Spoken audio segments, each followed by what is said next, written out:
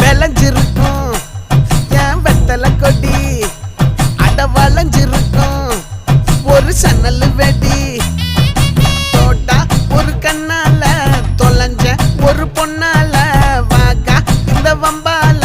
வல விரிச்சிட வந்தாளே பார்த்து வளைச்ச தேக்கு ஓம் பட்ட உடம்பு சோக்கு என்ன குத்தும் குறும்பு மூக்கு கொஞ்சம் ஓய்வை கொடுத்து தாக்கு என்னடி சித்திரமே இங்க நீ பத்திரமே சொல்லுடி கட்டளை எத்தனை நான் செய்வேனே